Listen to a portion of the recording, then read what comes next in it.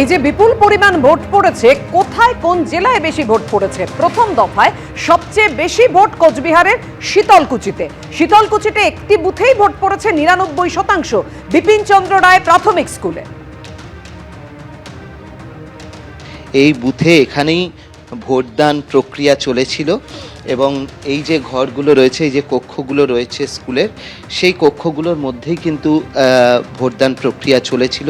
এবং যেটা খুব উল্লেখযোগ্য যে ৬৩৭ জন ভোটার, ৬৩৭ জন ভোটারের মধ্যে ৬৩১ জনই ভোট দিয়েছেন। কড়া নিরাপত্তার মধ্যে ভোট হয়েছে এবং এই জায়গাগুলোতে ভোটাররা ভোট দিয়েছেন। আমরা এখনও দেখতে পাচ্ছি এখানে লেখা রয়েছে ০৫ শীতলকুচি এসি ২০৩ বিপিন চন্দ্র রায় 5th প্ল্যান প্রাইমারি স্কুল। এর ওই ৩০ জন বাদ গিয়েছিল, আন্ডার অ্যাডজুডিকেশন যারা ছিল তাদের মধ্যে থেকে ৩০ জন বাদ গিয়েছে।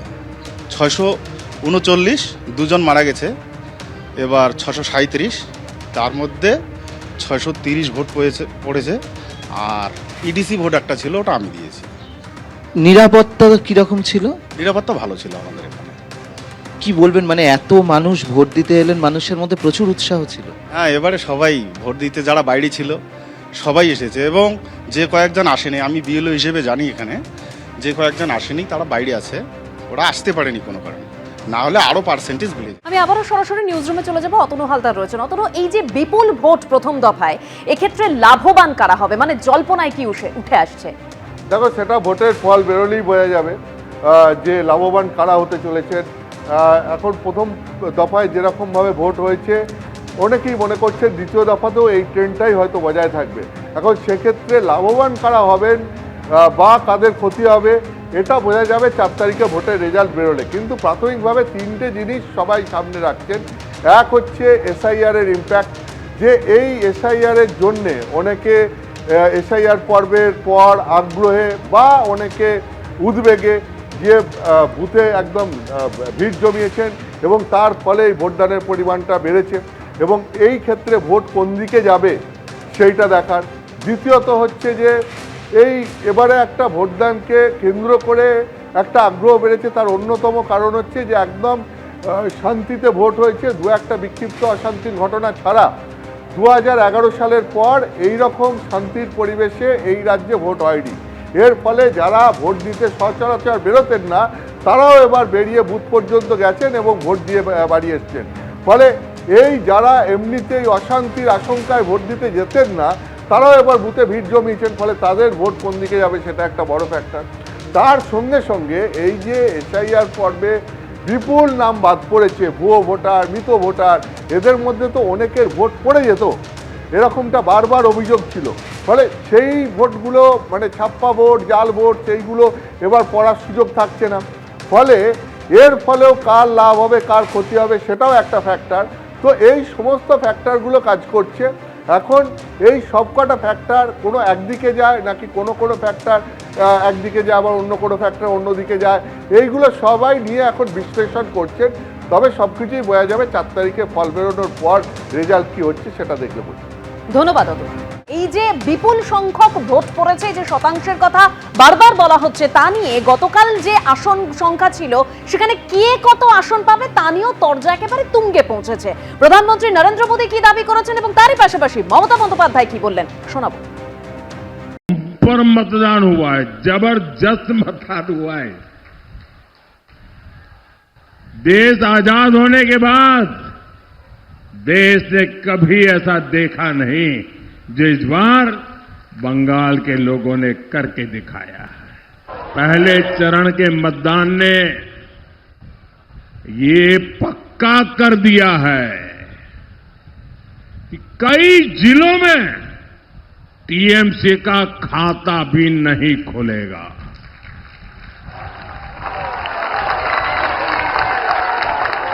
अब दूसरे चरण में आपको टीएमसी की करारी हार पर और विकसित बंगाल के संकल्प पर पक्की मोहर लगानी है।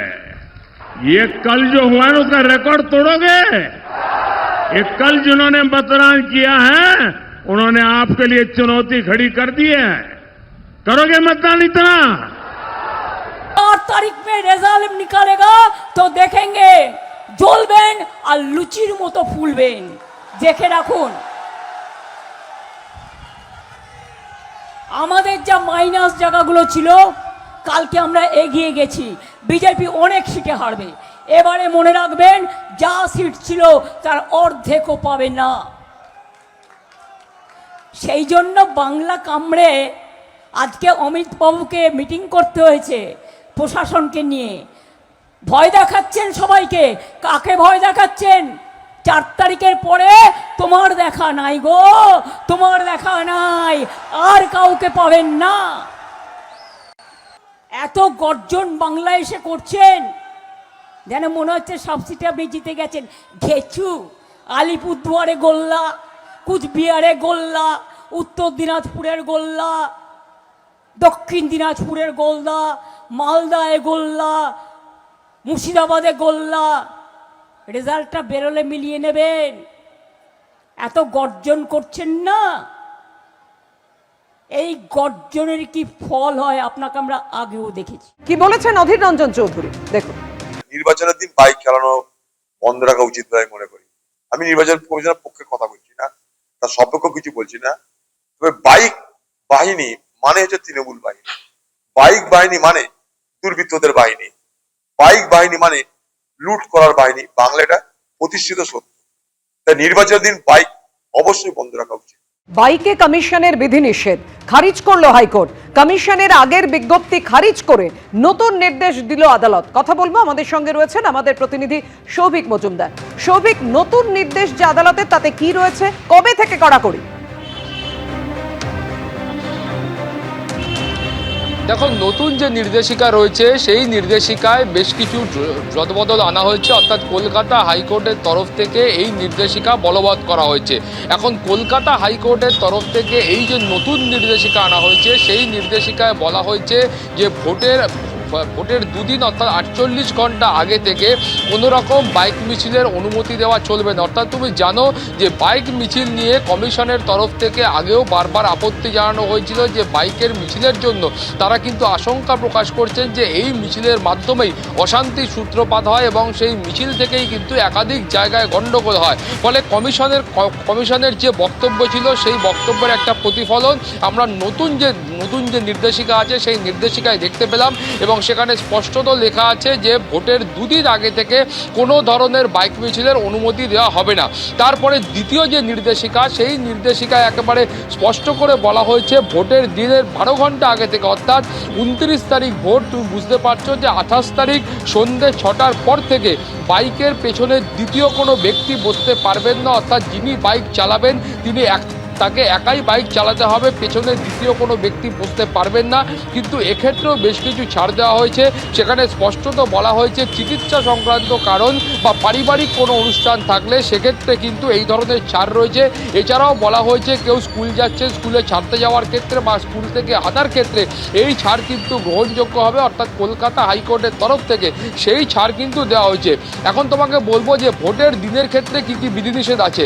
ভোটের দিনের ক্ষেত্রে বলা হয়েছে যে একজন ব্যক্তি তিনি সকাল 6টা থেকে একেবারে সন্ধ্যে 6টা পর্যন্ত তিনি বাইকে করে পরিবারের সদস্যদের নিয়ে ভোট গ্রহণ বা মেডিকেল এমার্জেন্সি বা অন্যান্য কোনো জরুরি কাজ থাকলে সেই কাজ তিনি করতে পারবেন। অর্থাৎ ভোটের দিন বাইক চালানোর ক্ষেত্রে সামগ্রিকভাবে কোনো ধরনের বিধিনিষেধ আপাততভাবে কলকাতা হাইকোর্টের তরফ থেকে আরোপ করা হয়নি। এর পাশাপাশি তুমি জানো যে একটা বড় প্রশ্ন উঠছিল যারা এই বাইকে করে যারা কিন্তু খাবার ডেলিভারি করেন, যারা কিন্তু সুইগি, জোম্যাটো, ওলা, উবের এই সমস্ত যে অ্যাপগুলো রয়েছে এই অ্যাপ নির্ভর পরিষেবা যারা দেন সেই বাইক চালকদের কি হবে। সেক্ষেত্রেও কলকাতা হাইকোর্টের তরফ থেকে ছাড় দেওয়া হয়েছে এবং কলকাতা হাইকোর্টের তরফ থেকে খুব স্পষ্ট করে বলা হয়েছে যে উপযুক্ত আইডেন্টিটি কার্ড থাকলে এদের প্রত্যেককে ছাড় দেওয়া হবে এবং যারা অফিস আসা যাওয়া করবেন তাদের ক্ষেত্রে কোনো রকমভাবে অসুবিধা হবে না। তোমাকে এই গোটা নির্দেশিকাটা আরও একবার বলবো, খুব স্পষ্ট করে বলা হয়েছে ভোটের 48 ঘন্টা আগে থেকে, অর্থাৎ এই যে ভোট রয়েছে, নির্বাচন রয়েছে আগামী 29 তারিখ, তার 48 ঘন্টা আগে থেকে কোনো ধরনের বাইক মিছিলের অনুমতি দেওয়া চলবে না। তার পাশাপাশি দ্বিতীয় নির্দেশিকায় বলা হয়েছে যে ভোটের আগের দিন অর্থাৎ 28 তারিখ সন্ধ্যে 6টা থেকে পরের দিন সকাল পর্যন্ত বাইকের পেছনে দ্বিতীয় কোনো ব্যক্তি বসতে পারবেন না। বাইক চালককে একাই থাকতে হবে এবং শুধুমাত্র মেডিকেল এমার্জেন্সির ক্ষেত্রে বা পারিবারিক কোনো অনুষ্ঠান থাকলে সেক্ষেত্রে ছাড় দেওয়া হয়েছে। ভোটের দিন বলা হয়েছে অর্থাৎ 29 তারিখ, সেক্ষেত্রে বলা হয়েছে সকাল 6টা থেকে সন্ধ্যে 6টা পর্যন্ত কোনো ব্যক্তি তিনি পরিবারের সদস্যদের নিয়ে তিনি ভোট গ্রহণ কেন্দ্রে এবং মেডিকেল কোনো এমার্জেন্সি থাকলে, তার পাশাপাশি পারিবারিক কোনো অনুষ্ঠান থাকলে সেই কাজের জন্য তিনি বাইক ইউজ করতে পারবেন, সেই অনুমতি কলকাতা হাইকোর্ট দিয়েছে। এছাড়াও যে মূল যে প্রশ্নটা উঠেছিল যে যারা অ্যাপ নির্ভর পরিষেবা দেন অর্থাৎ ওলা, উবের, সুইগি, জোম্যাটো, এই সমস্ত বাইকের ক্ষেত্রেও কলকাতা হাইকোর্ট ছাড় দিয়েছেন এবং যারা অফিস যাচ্ছেন তাদের প্রত্যেকের কাছে উপযুক্ত আইডেন্টিটি কার্ড থাকলে তাদেরকেও কলকাতা হাইকোর্টের তরফ থেকে ছাড় দেওয়া হয়েছে। ফলে তুমি বুঝতে পারছো যে কলকাতা হাইকোর্টে যে মামলা হয়েছিল সেই মামলায় প্রথমত বলা হয়েছিল যে এই যে গোটা বিষয়টা অর্থাৎ নির্বাচন কমিশনের তরফ থেকে যে নির্দেশিকা দেওয়া হয়েছে সেই নির্দেশে সামগ্রিকভাবে এখানকার মানুষদের একটা অধিকার খর্ব করা হয়েছে বলে তারা মনে করছেন। সেই কারণেই কলকাতা হাইকোর্টের দ্বারস্থ হয়েছিলেন এবং সেই মামলার ক্ষেত্রেই এই নির্দেশ। পাপিয়া, ধন্যবাদ তোমায়। অর্থাৎ আপনাদের জানিয়ে রাখি, বাইকে কমিশনের যে বিধিনিষেধ খারিজ করলো হাইকোর্ট, কমিশনের আগের বিজ্ঞপ্তি খারিজ করে নতুন নির্দেশ দিল আদালত। দুদিন আগে থেকে নয়, ভোটের দিনের 48 ঘন্টা আগে থেকে এই কড়াকড়ি। এবিপি আনন্দ, এগিয়ে থাকে, এগিয়ে রাখে।